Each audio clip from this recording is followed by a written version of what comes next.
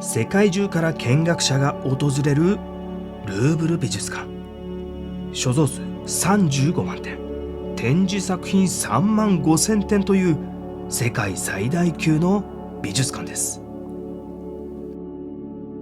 今回はその中でも特に有名なルーブル美術館が誇る必見作品をご紹介しましょう。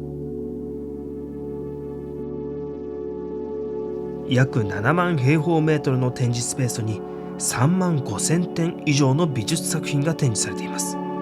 ただしここは元から美術館だったわけではありません。もともとはフランス王家の宮殿でした。そして宮殿になる前、ここはパリを守る要塞だったんです。1980年代、大ルーブル計画でガラスのピラミッドが作られました。大規模な工事が行われ、地下を掘り起こした。その時、要塞時代のルーブル、地下からそのまま出てきたんです。はい、これですよ。ルーブル要塞の建築が始まるのは12世紀の終わり。当時のフランス王はフィリップ・オーギュスト。彼は十字軍遠征に行くことを決めました。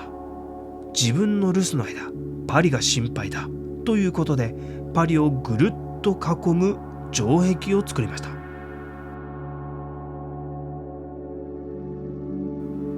当時の要塞の再現図です。右上に見えているのがパリを囲む城壁です。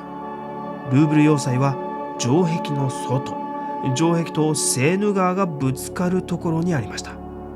セーヌ川を下流に進んでいくと英仏海峡に流れ出る。その向こうはイングランドですよ。フランスとイングランドは常に戦争していましたから、イングランド軍が攻めてくるんだったらセーヌ川を登ってくるに違いないと考えたんです。敵がパリに入る前に迎え撃つための要塞がルーブルだったんですね。真ん中には天守があります。塔をつけた城壁で囲み、外堀にはセーヌ川から水を引きました。今私たちが歩いているのは外堀の真下ですよ。かつて水があった部分です。ここには魚もいて釣りもできたそうですよ。釣った魚は販売されて、それが王家の収入の一部となっていたらしい。たくさん釣れたんでしょうね。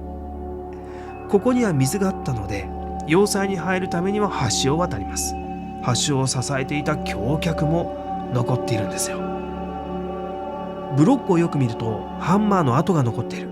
12世紀の終わり、職人たちが刻んだ跡ですよ。そしてこんな職人のサインも残っている。当時の職人はブロック1個作っていくらという歩合制でした。ですからさまざまな職人のサインが残っているんです。16世紀、要塞部分はフランソワ一世によって解体されてしまいました。当時流行っていたルネッサンス様式で宮殿が再建されたんです。その時の建築を数世紀にわたってコピーペーストしながら増築を重ねたのが現在のルーブルなんですね。地下に要塞が埋まっていると分かったのは19世紀でした。当時の国家元首ナポレオン3世はルーブルの発掘を命令し、要塞部分が残っているということが分かったんです。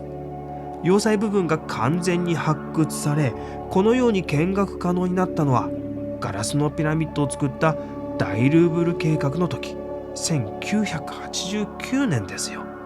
たった今から40年前です。こちらの細い通りは天守の基礎部分に続いています。天守は中世の要塞に必ず設置された防御施設でした。敵に攻め込まれた時、ルーブル要塞にいた人々が最後に逃げ込む場所が天守だったんです。どうですか？すごい迫力でしょ。直径15メーター、高さはもともと30メーターありました。左手上部に見える石の塊はかつてあった階段の跡です。ここは重要な捕虜を閉じ込めておく牢獄や高価だった本を保管しておく図書館、そして王家の財宝の隠し場所としても使われました。ルーブル要塞建築から約200年、シャルル5世の時代にルーブルは要塞から宮殿へと姿を変えます。そしてルネサンス期の16世紀半ば、この天守はフランソワ2世の治世で取り壊されました。12世紀後半から現代まで800年の歴史を誇るルーブル。要塞、宮殿、美術館と時代の要請によってその姿を変えてきました。要塞時代のルーブルはその長い歴史を体感できる貴重な場所となっております。それではルーブルの有名作品の一つ、ミロのヴィーナス見ていきましょう。ミロのヴィーナス見に行きますよというとね、見たくないっていう人がたまにいるんですよね。それでも言うんですよ、見ろ。冗談は置いときまして、ミロのヴィーナスね、有名ですけども、ヴィーナスというのはギリシャ神話に出てくる愛と美の女神、ギリシャ名はアフロディーテでございます。ではミロって何ですか？結構ね、ご存知ない方が多いんですけど、作った人の名前ですかっていう方いらっしゃいますね。違いますよ。作った人は分かっていないんです。では地名ですか？その通り、地名なんです。このヴィーナス像が見つかった場所の名前がついてるんですよ。というのはね、ヴィーナス像っていうのはいろんなところから出てくるわけだから、区別するためにあだ名をつけるんですね。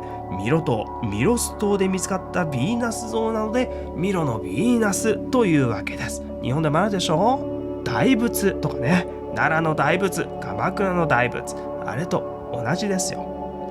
古代ギリシャの彫刻で紀元前2世紀から1世紀の作品です。ちょうどその時はヘレニズム文化といってね、よりダイナミックに、より官能的にという様式が流行っておりました。だから見てください、この立ち方。ただね、まっすぐ突っ立ってないんだよ。体をくねくねとくねらせている。止まってるにもかかわらず何か動き出しそうじゃないですか。ダイナミック。そしてね、上着が脱げて胸があらわになっております。とても官能的ですよね。ポイントはね、上着のひだなんです。とても細かくついてるでしょう。このひだを細かく優雅につけるということがギリシャ美術にとって非常に重要なポイントなんですね。今度はね、全体を見てください。顔が小さいでしょう。八頭身ですよ。古代人はね、スタイルが良かったんですねって思っちゃいけないよ。これはね、理想像なんです。表現されているのは女神、神様ですよ。人間よりも優れている。だから姿も理想的な姿をしているよねという前提があるわけですね。はい、ギリシャ彫刻は理想美が表現されているのだということなんです。ぜひご覧いただきたいのはね、後ろ姿なんですよ。正面からの映像はよく見るけど、後ろ姿あまり見ないでしょ。上着があそこまでずり落ちてるんだとしたら、後ろはどうなっているんだろうか。さあ皆さん想像しながら回りますよ。はい、やっぱりということでね、そりゃあそこまで落ちていたらそりゃ出ちゃうよねということで、ミロのヴィーナスなんと判決だったということなんですよ。縦の線がお尻の割れ目だとすると、その下服のひだがありまして、さらにその下にピーッと横に1本線が走ってるでしょう。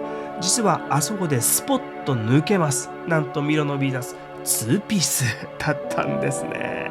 ほら、ここにね、部分部分作って組み立てるという彫刻が展示されているでしょう。これが古代ギリシャの基本的な彫刻の作り方だったんですね。その知識をもとにもう一度正面から見てみましょう。そうするとどうですか？先ほど見えなかったラインが見えるんじゃないでしょうか。いかがでしょう？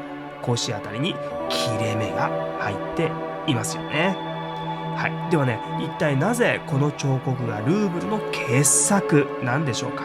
そこにはね、歴史的な事情があります。ルーブル美術館はフランス革命の4年後に開館するんですけども、その後に登場したのがナポレオンですよね。ナポレオンは戦争に行く時になんと学芸員を同行させております。目利きをさせて有名作品を片っ端から持ってきちゃうんです。そしてルーブルに展示しておりました。ラオコン、ベルベデールのアポロン、メディチのヴィーナス、これ信じられないけど全部ルーブルにあったんですよ。いやー、ただね、ナポレオンがワーテルローの戦いに敗れた後ね、失脚した後に返却しなければいけなくなりました。展示室もね、随分寂しくなっちゃったんですよ。そのタイミングでルーブルに入ってきたのがミロのヴィーナスなんですね。これはいい代わりが来たねってことで、古代ギリシャ彫刻の傑作だと売り出しました。館内中にね、ミロのヴィーナスはこっちだよっていう看板立てて、そのプロモーションは大成功したんですよ。現在でもルーブルを代表する作品の一つとなっておりますよね。そう、作品自体でね、傑作ということはありえないんです。傑作というものは必ず誰かによって作られているということなんですね。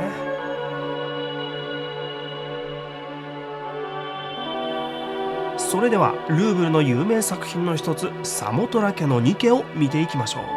サモトラ家のニケ、面白い名前でしょ。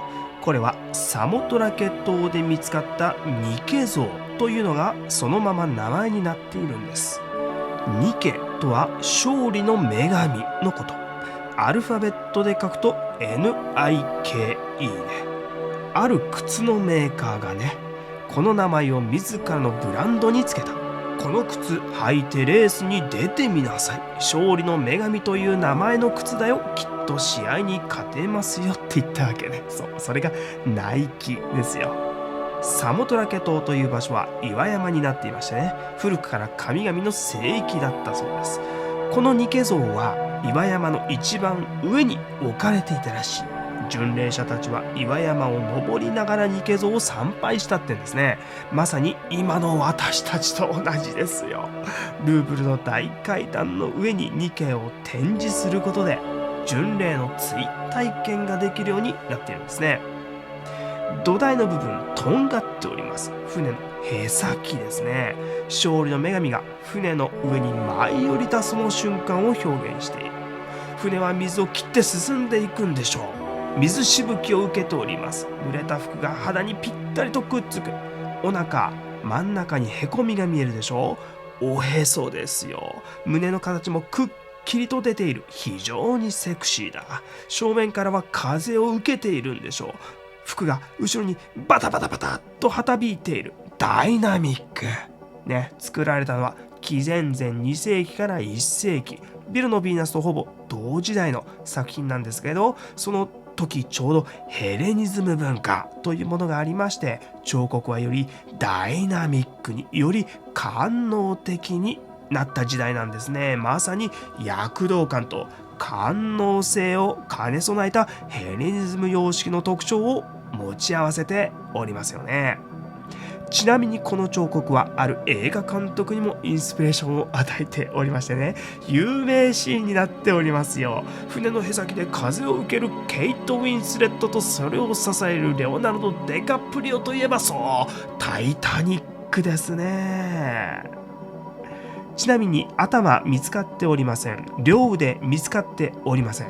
翼両方ついておりますが、実は片方しか見つかっていないんです。向かって右がオリジナルね。左の翼は修復の際に石膏職人が再現したものなんです。素晴らしいでしょ。一方上半身なんですが、向かって左側は見つかったんですけども、上半身の右側は見つかっていないんです。だからね、当初翼つけられなかったんですよ。つける体の部分がね、欠損しているので、そこで欠けている体の部分を作り直して翼をつけているんですね。つまりサモトラ家のニケは19世紀における修復の傑作とも言えるわけなんです。はい、ではね、一体なぜこの彫刻がルーブルの傑作なんでしょうか。大きいし迫力あるし、一度見ると忘れられないですよね。それも確かにあるんですけども、実はね、別の歴史的な事情があるんです。というのも、ルーブル美術館の主要入り口はもともとこの階段のすぐ横だったんですよ。ガラスのピラミッドができる前は、ルーブルに入館して一番初めに見る作品がサモトラ家のニケだったんだ。そのためにルーブルを象徴する作品となり、現在もルーブルを代表する作品の一つとなっております。ルーブル美術館で最も美しい場所はどこですかと聞かれたら、私だったらここと答えますね。アポロンのギャラリー。ルイ14世のために作られた空間で、ベルサイユ宮殿のモデルとなった場所です。もともとここは17世紀初めアンリ4世の時代に作られ、プチットギャラリーと呼ばれておりました。しかし17世紀半ば、火災によって内部装飾は消失。ルイ14世は自分の好みに合わせて内装を作り直すんです。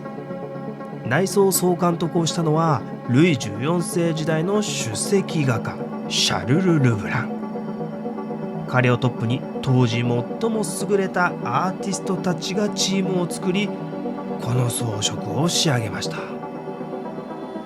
装飾テーマは太陽。ルイ14世といえば太陽王ですけども、ルイ14世と太陽を組み合わせた装飾を大々的に使ったのは、実はこの場所が初めてなんです。天井は一日の太陽の動きが神話の神々とともに描かれております。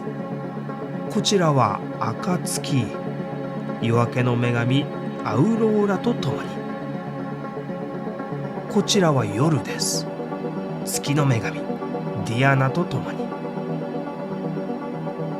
中央にはシャルル・ルブランが正午を象徴する絵画を描く予定でしたが、ルイ14世がベルサイユ宮殿に意識が移ってしまったので、計画は中断してしまいました。完成したのは19世紀、当時の大巨匠ドラクロワが担当しております。天井画のすぐ下、メダイオンという円形装飾が片方に6つ、もう片方に6つ、全部で12個並んでおります。1月から12月に対応した月の表現になっており、その月にする農作業が表現されているんです。私たちの生活を規定しているのが太陽なんだという意味ですよね。壁との境目、描かれているのは今度は季節の表現。西風の神ゼフィロスと花の神フローラが大地の女神キュベレーに花の冠を授ける春。豊穣の女神ケレスが太陽の神アポロンに懇願する夏。お酒の神バッカスと王女アリアドネーの勝利の秋。風の神アイオロスが風をまき散らして山を雪で覆う冬。天井の装飾は17世紀後半なんですが、壁の装飾が完成したのは19世紀なんです。19世紀、ルーブルすでに美術館となっておりましたので、芸術家たちの肖像が並んでおります。ちなみにこれらの肖像、絵画ではないんですよ。ゴブラン織りと言われるタペストリーなんです。現在アポロンのギャラリーにはフランス王家の宝石コレクションが展示されております。ルイ15世の王冠。王冠についていた140カラットのダイヤモンド。マリー・アントワネットの娘マリー・テレーズのティアラ。ナポレオン3世のお妃ウジェニーのリボン型のブローチ。バロア王朝からブルボン王朝にかけて集められた器の数々。メノー、ジャスパー、アメジスト、ラピスラズリ。宝石によって器自体が作られております。アポロンのギャラリーの主要テーマになっている太陽。地球すべてに君臨する太陽は、この世界に君臨する偉大な王様ルイ14世の隠喩となっております。地球が太陽の周りを回るように、世界はルイ14世の周りを回っていると言いたいわけですよね。その権力の輝きは宝石の輝きとともにこの空間で今もまた黄金色の光を放ち続けております。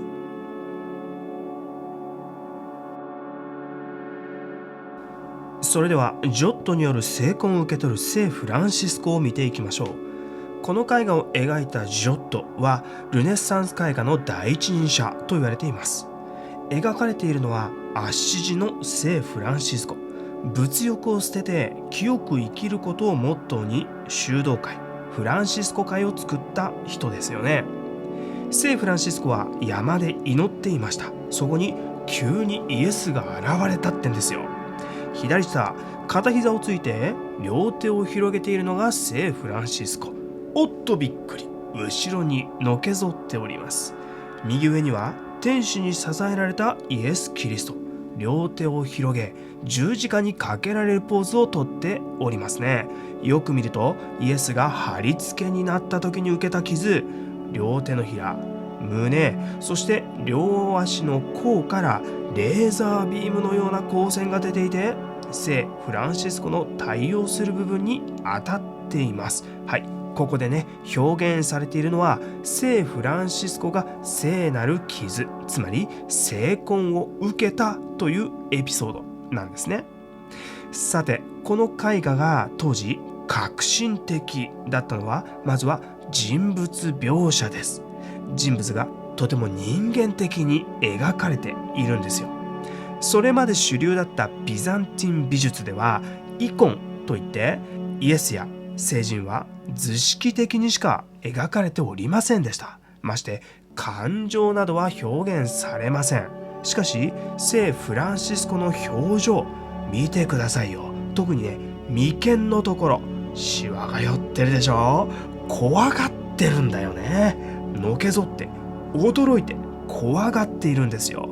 リアルでしょ。でもね、考えてみれば当たり前だよね。目の前に急に神様が現れる。失礼なことをすれば死んじゃうかもしれない。そりゃ怖いですよ、誰でも。つまりね、聖フランシスコは感情を持つ一人の人間としてここでは描かれているわけ。それを見た鑑賞者、つまり信者は、聖フランシスコって遠い存在ではなくて私たちと同じ人間なんだなぁと思うわけですよ。親近感湧くじゃないですか。ここが重要なんですよ。だって聖フランシスコと同じように生活をすれば、もしかしたら私の前にもイエスが現れるかもしれないよね。だったらもっと教会行こうかなと思わせるわけですよね。はい。そしてね、もう一つのポイントは空間の描き方なんですよ。絵画の下にはプレデルという小さな絵があって、聖フランシスコの別のエピソードが挿入されているんですが、真ん中見てください。この真ん中は教皇が聖フランシスコに修道会の承認を与えているところなんだけども、天井のタイルをご覧ください。縦のラインが中心に向かってるでしょ。今度はね、地面のタイルを見てください。同じように中心に向かっている。まだ幾何学的な遠近法ではないんだけど、正確な遠近法画法がすぐそこまで来ていると分かりますね。では最後に右のプレデルを見てください。初めのうちは聖フランシスコの説教を誰も聞こうとしなかった。そこで聖フランシスコは鳥に説教したって言うんですよね。そしたら鳥の方はなるほど、それは興味深いと言ってむしろ集まってきてしまったというね、そういうエピソードなんですけども、でもよく見るとね、それぞれの鳥は正確に描き分けられていて、どれも現実に存在する鳥になっているんです。つまりね、ジョットは現実を見えたままリアルに描くということを始めた人なんです。このようにして絵画はより現実に近い姿を表現するようになっていくんですね。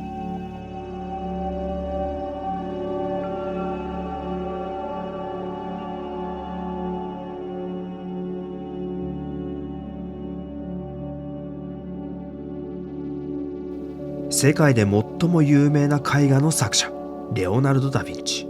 しかしながら彼の絵画は世界で20点を満たないと言います。ルーブル所蔵のダ・ヴィンチ作品は5点。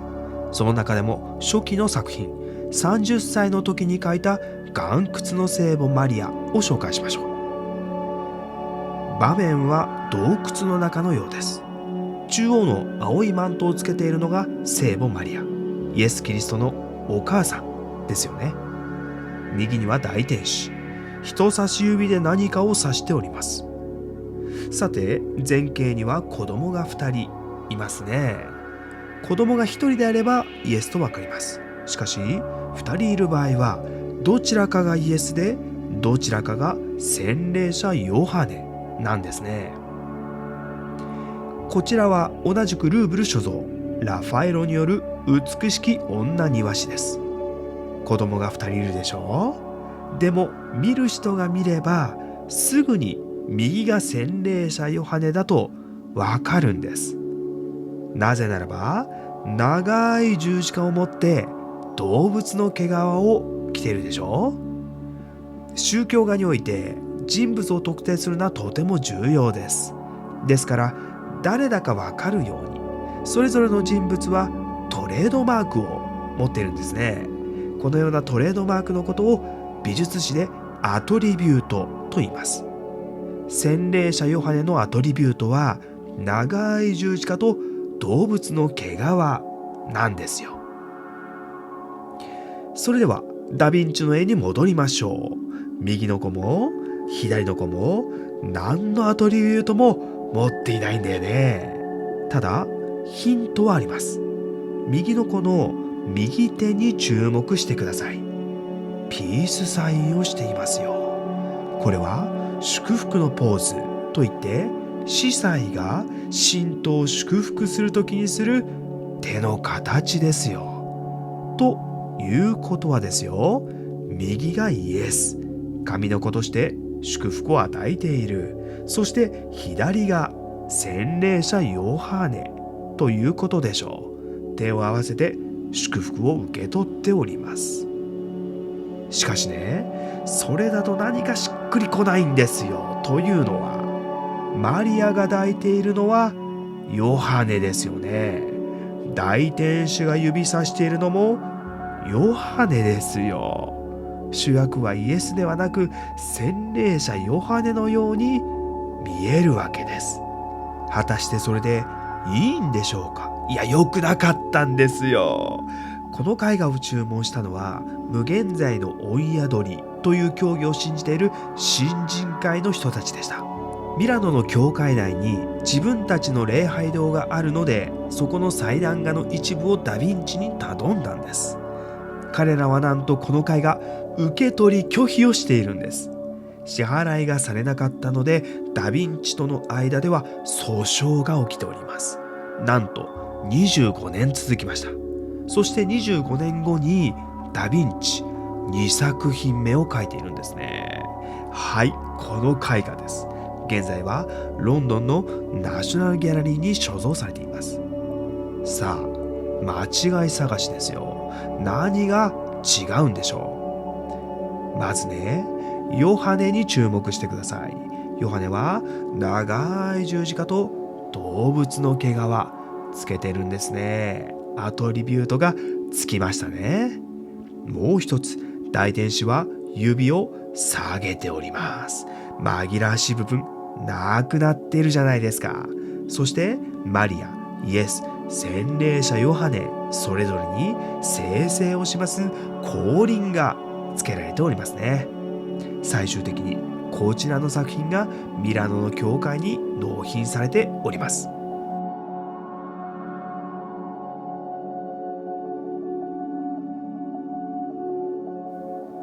ルーブル美術館を案内するときに、これだけは絶対に見たいという作品はありますかってお聞きしてるんです。その時必ず出てくるのがモナリザですよ。やっぱりね、ルーブルといえばこの作品でしょう。ということでモナリザ行きましょう。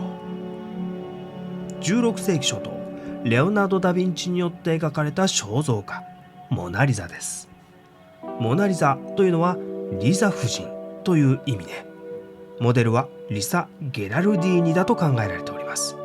フランチェスコ・デル・ジェコンドというフィレンツェの裕福な織物商人の奥様でした。この絵画を描くためにレオナルドは油絵の具を最大限まで薄くして細い線でもって何層にも何層にもたっぷり時間をかけて塗り重ねました。絵画の表面見てください。筆の跡がないどころか輪郭もすべてグラデーションですよ。人物がもやの中にいるようでしょ。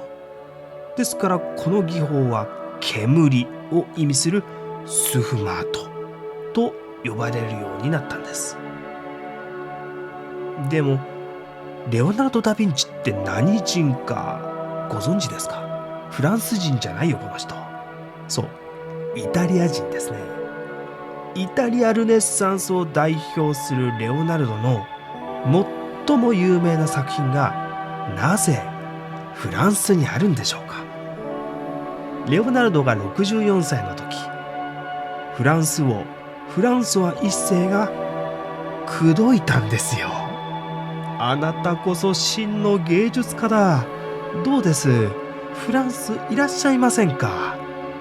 生活何をおっしゃいますか？年金で保証しますよ。住むところいいところがある。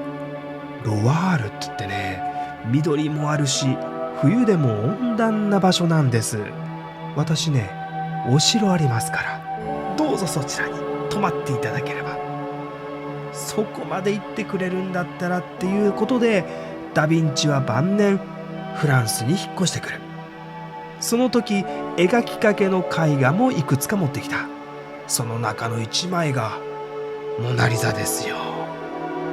最終的にレオナルドが持ってきたモナリザはフランソワ一世が購入することになって現在もルーブルにあるということなんですね。ただモナリザが有名になったのは別の理由があります。1911年モナリザ盗まれてるんですよ。犯人はルーブルで働いていた職人でした。盗まれたことが明るみになると、なんと間抜けな美術館と世界中の新聞で大ニュースになりました。2年後モナリザ見つかるんですよ。こともあろうかその泥棒、ウフィッツィ美術館の館長に連絡を取って売ろうとしたってんですね。なんと間抜けな泥棒とまたもや世界中の新聞で大ニュースになったんです。2度も世界的に炎上しておりますから、そりゃ有名になりますよ。それ以来ルーブルに行ったら少なくともモナリザは見ろってことになったんです。だってそうでしょう。次いつ盗まれるかわからないじゃないですか。この状況でね、盗むのは結構大変だと思いますがね。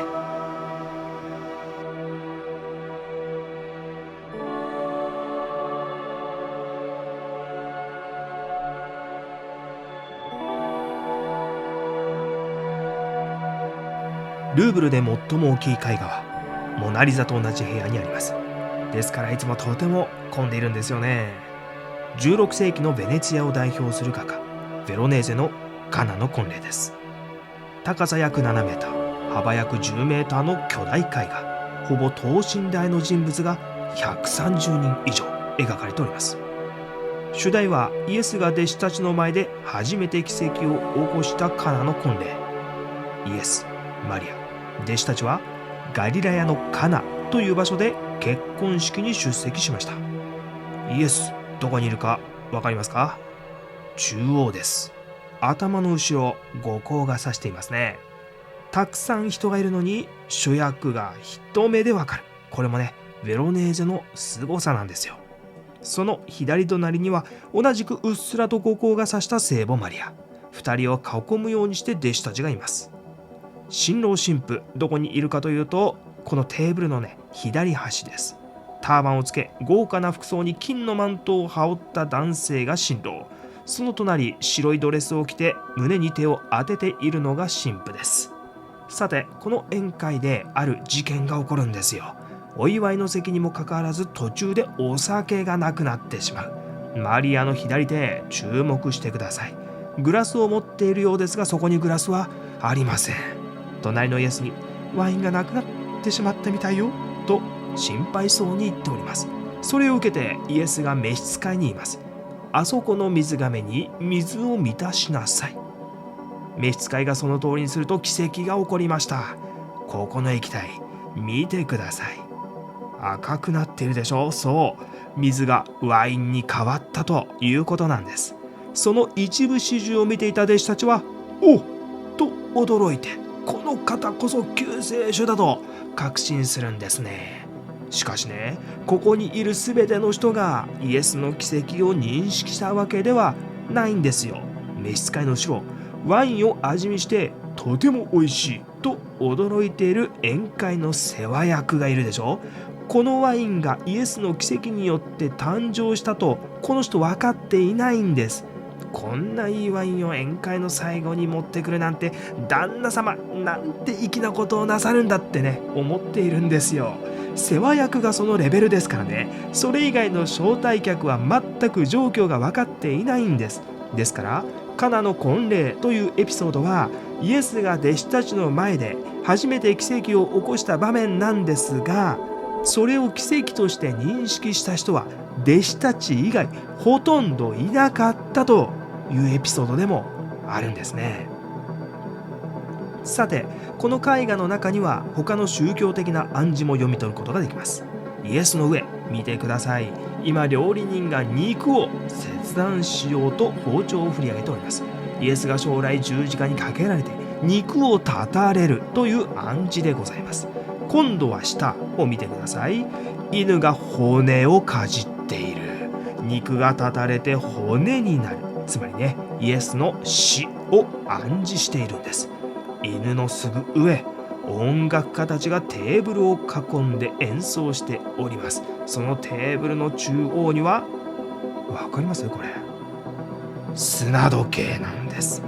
イエスが処刑されるまでのカウントダウンが始まったよということなんですね。ただこの絵画が面白いのは単なる宗教画で終わるんではなく、16世紀ベネチアの裕福な商人たちを描いた風俗画でもあるからなんですね。当時のベネチアはオリエントの絹、香辛料が入ってくる国際貿易の中心でした。前景の人物たちが着ている美しい服、絹織物ですよ。光沢があるでしょう。ターバンをつけた人物やオウムなどオリエントを感じさせる要素がいろいろと入っていますよね。さて、人物の中でもひときわ目立っているのが中央の音楽家たちです。彼らはベネチアを代表する偉大な画家たちの肖像だと考えられているんです。コントラバスを弾く赤い服の男、大巨匠のティチアーノですよ。ビオラ・ダ・ブラッチョを弾くのはティントレット。そして白い上着を着た人物がこの絵画の作者ベロネーゼ、その人なんですね。自画像を最前列のど真ん中に描き自らのサインとしたということなんですね。イエスより目立ってますよこの人。まさにね、ベロネーゼが主役という絵画なんですね。では最後、この絵画なぜこんなに大きいのでしょうか。これはベネチアのサン・ジョルジョ・マッジョーレ島にあるベネディクト修道院の中、修道士たちの食堂の壁を飾るために描かれました。食堂の壁がこのサイズだったんですよ。この絵画を食堂の壁に飾ると、食堂の机が絵の中に入っていったように見えたんです。そう、これはね、騙し絵として描かれたんです。この絵画のおかげで修道士たちは常にイエスと共に食事をとることができるということなんですね。当時の修道士たち、この絵を見ながら何を思っていたんでしょうかね。イエスが奇跡を起こしているのに、ここに描かれている大半の人々がその奇跡を分かっていない。もしね、今私たちの目の前で奇跡が起こったとしたら、私はそれを奇跡として果たして認識できるんだろうか。そんなことを自問しながら修道士たちは毎日の食事をとっていたのかもしれません。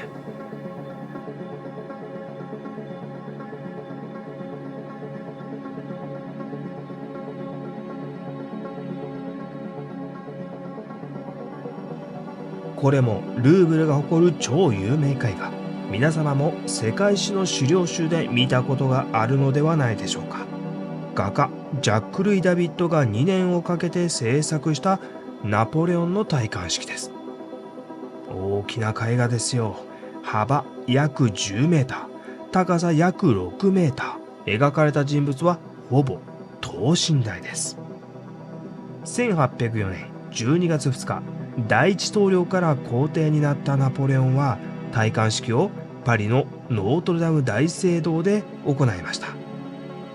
中央で王冠を持つのがナポレオン。なんと皇帝になったの35歳の時ですよ。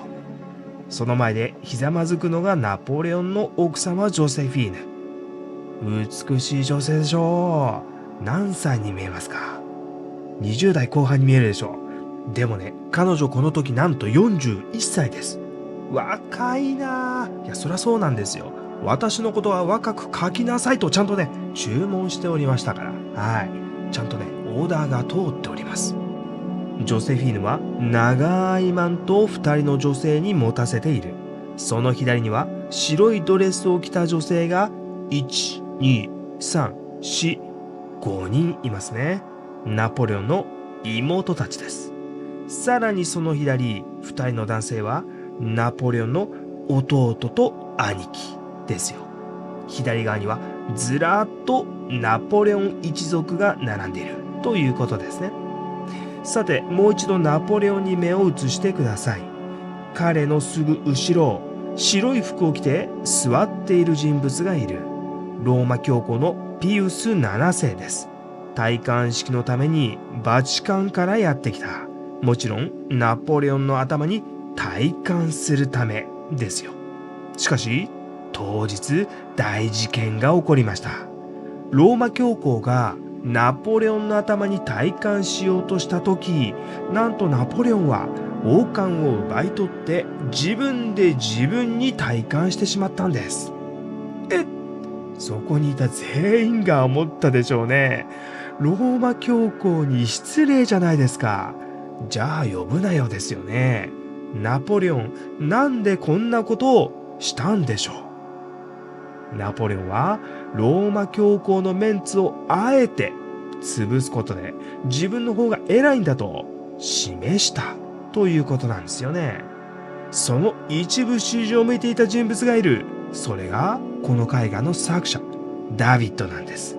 彼は実際にこの式典に出席しておりました。だから自分自身の姿をこの絵の中に描き込んでおります。真ん中に大きなアーチがありますね。その2階席、人がたくさんいます。後ろの列、左から2番目、身を乗り出してスケッチしている人物がおりますが、ダビッドその人です。その時に描いたデッサンを元にした下絵が残っております。さあ見てください。ナポレオンに注目です。わかります？これ自分で自分に体感しているんですよ。この下書きをもとに本番用の下絵も用意しております。で、実際にね、この下絵をもとにこの絵画を描いていたんです。そうしたらそれを見た弟子のグロが言うんですね。師匠、これちょっとやばくないですか？いや、これ事実かもしれませんが、これを見たらみんなナポレオンのことをすごく傲慢な人物だと思っちゃいますよ。確かにとダビッド思ったんでしょうね。ダビッドは王冠の角度を変えます。そうしたらどうなったか。この絵画はもはやナポレオンの戴冠式ではなく、ジョセフィーヌの戴冠式になってしまったんですね。主題が変わってしまいました。これは注文と違うぞ。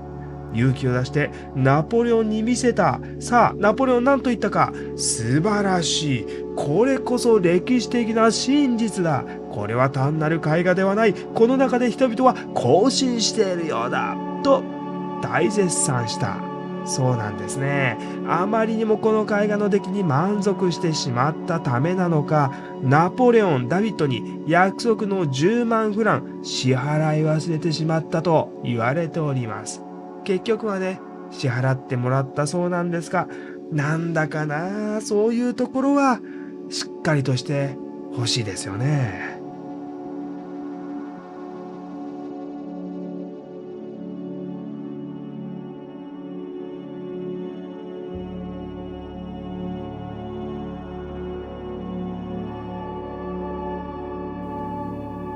ルーブルの必見作品といえば、やはりこれは外せないでしょう。ドラクロワによる民衆を導く自由です。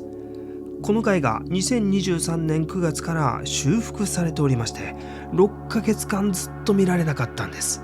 2024年5月にね、やっと修復が終わりまして再展示となりました。全体の色味がガラッと変わったんですよ。中央の女性の服ね、もともと真っ黄色だったんですよ。修復後、グレーと黄色のグラデーションだったということが分かりました。黄色く変色したニスのせいだったんですよね。ということで、今回皆様にご覧いただくのは修復したてのほやほやでございます。さて、この絵画を紹介すると多くの方がジャンヌ・ダルクですねって言うんです。この人ね、ジャンヌ・ダルクではないんですよ。じゃあ1789年のフランス革命ですかって言うんですが、実はね、それも違うんです。この絵画の舞台になっているのは1830年の7月革命なんですよ。まずね、フランス革命でルイ16世とマリー・アントワネット、首切られてしまいますよね。そしてフランスは第一共和制になりました。その後、軍事の天才ナポレオンが登場します。彼は全権力を掌握し、皇帝になってしまう。第一帝政の始まりです。しかし1815年、ナポレオンも失脚してしまいます。そうするとどうなったか。ルイ16世の弟がフランスをルイ18世として帰ってくるんですね。王政復古という時代になるんです。そして彼の死後、王様になったのがさらにその弟シャルル10世です。で、シャルル10世は考えた。フランス革命は歴史的な間違いであったと。そこで彼は革命以前の世界に戻そうとしました。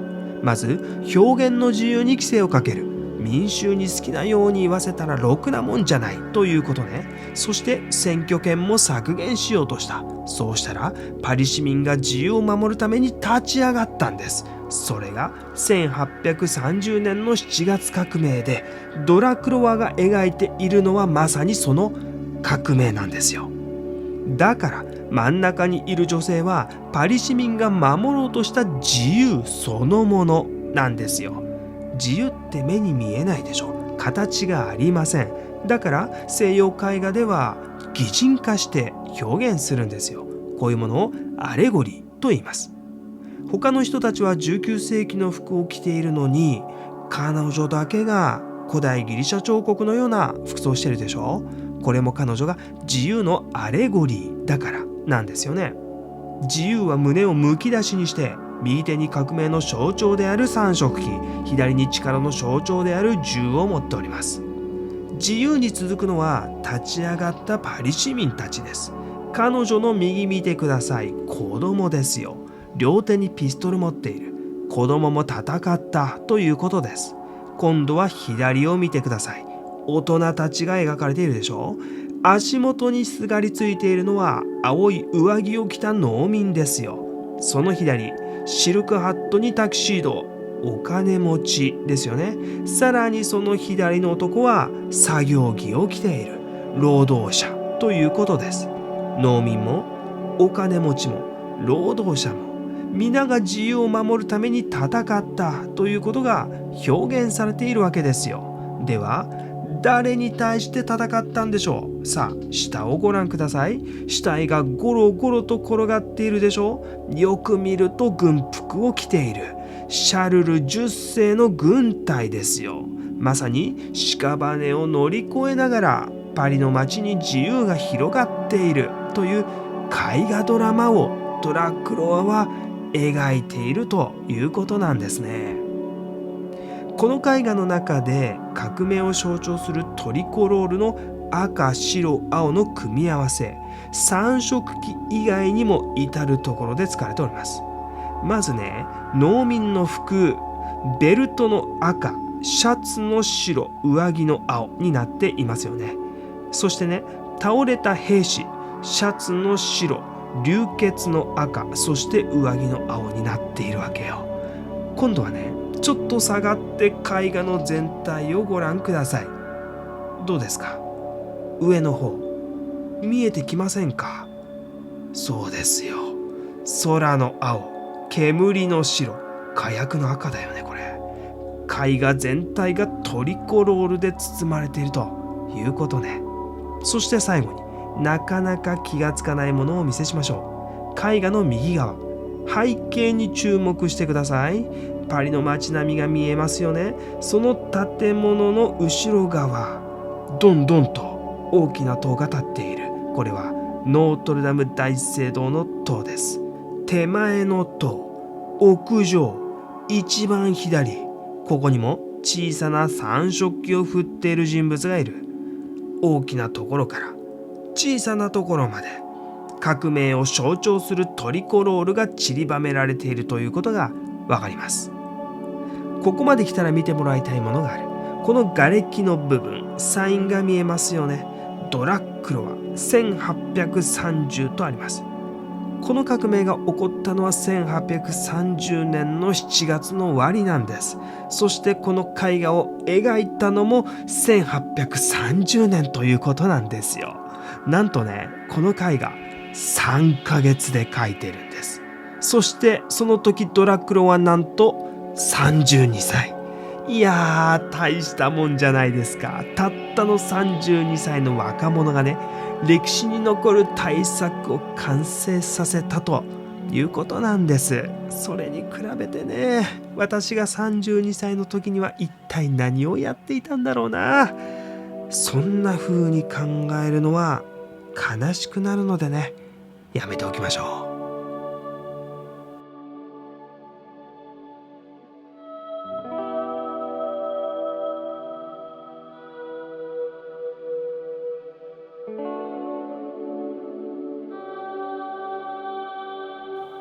それではルーブルの有名作品の一つ、ミケランジェロによる2体の奴隷像を見ていきましょう。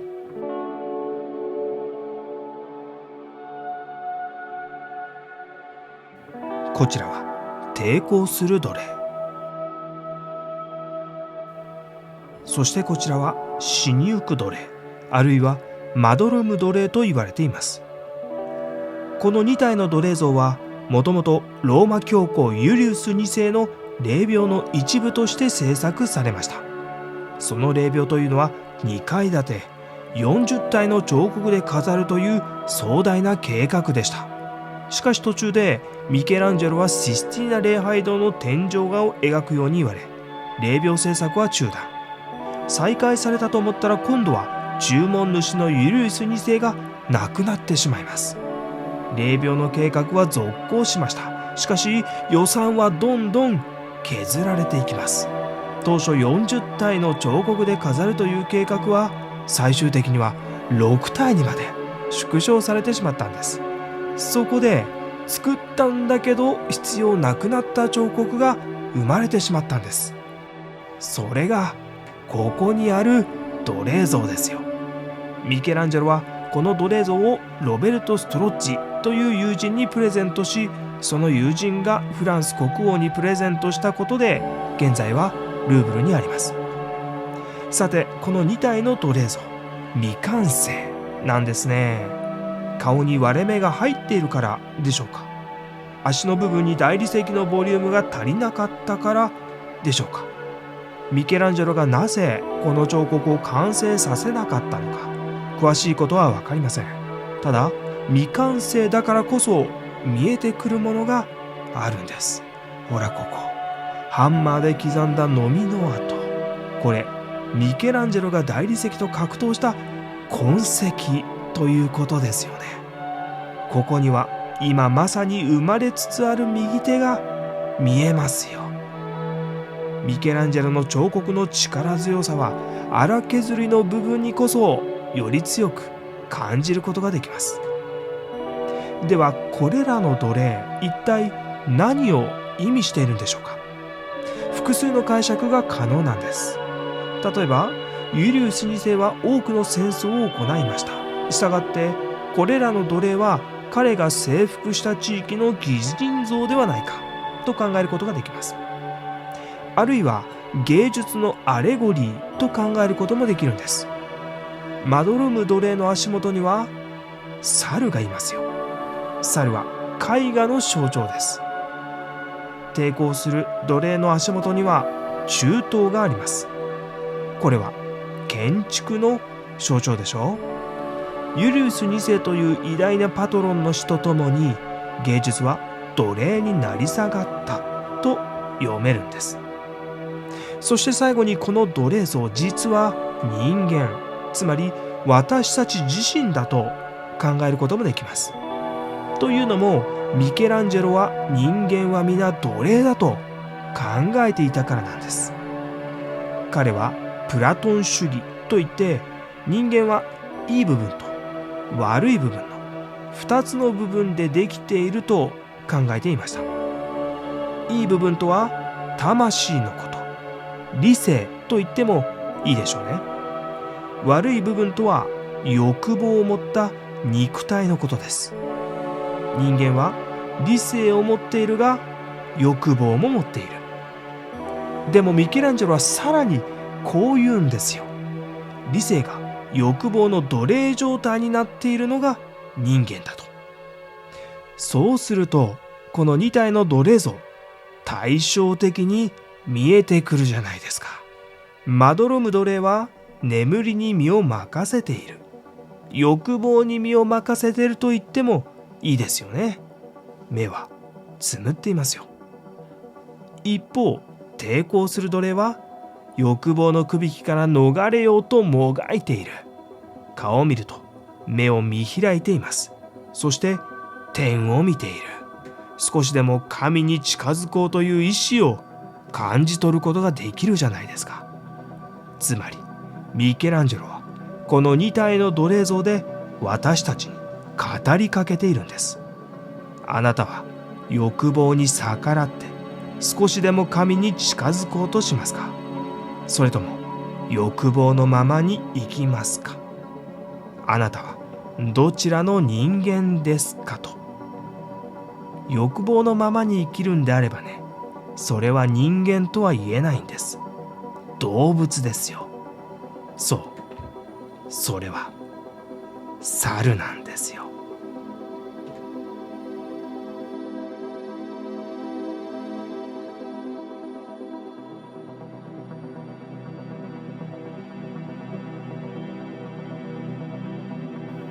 たとえ死が2人を分かつとも決して壊れないものがある。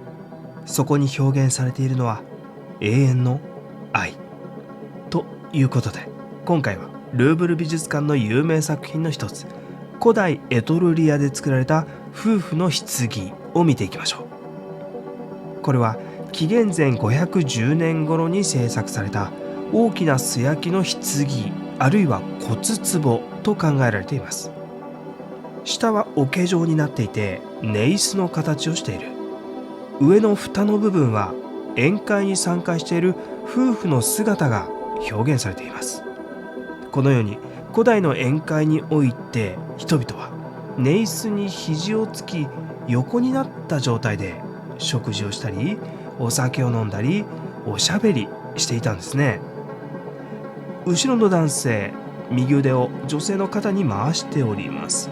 よく見ると親指には穴が開いてるでしょ。ワインを飲むための杯を持っていたんでしょう。貴族たちはワインを飲む習慣を持っていたし、彼らが肘をついてるクッションにご注目ください。実はね、これクッションじゃなくてヤギの皮を縫い合わせた袋なんです。そしてこの中にワインが入っているんだよね。女性の手にも穴が開いております。こちらは香油壺がはめられていたんでしょう。男性が伸ばしていただろう左手に香油を垂らしているんです。古代の宴会では香油を塗る習慣もあったんですよ。エトルリア人というのはイタリア半島の中部に都市国家を作っていた古代民族です。この棺が発見されたチェルベテリという場所は現在ローマ近郊の小さな町になっているんですが、この棺が作られた紀元前6世紀にはエトルリアの中でも最も発展した都市国家になっておりました。この棺が興味深いのは当時の女性の姿を知ることができるからなんですね。見てくださいよ。つばの広い帽子、よく見ると装飾もされているでしょ。耳たぶ、穴が開いてますよ。イヤリングですよね。金の丸いイヤリングなんかも見つかっているんです。履いているのはつま先がキュッと持ち上がった編み上げブーツ。おしゃれじゃないですか。そして女性が宴会用の寝椅子の上で夫の隣で横になっているという点が興味深いんですよ。というのもね、古代ギリシャでは宴会は男性だけのものでした。音楽家や遊女でないと女性は参加できなかったんです。一方エトルリアでは女性も宴会に参加していたっていうことでしょ。ということはエトルリア社会において女性の地位は高かったのかもしれませんね。もしかしたら男性と対等だったのかもしれない。対等だからこそ死後も愛を誓い合うほどの関係性を築くことができたのかもしれないですね。いずれにしても紀元前6世紀に誓われた愛の形は21世紀に生きる私たちに常に感動を与え続けております。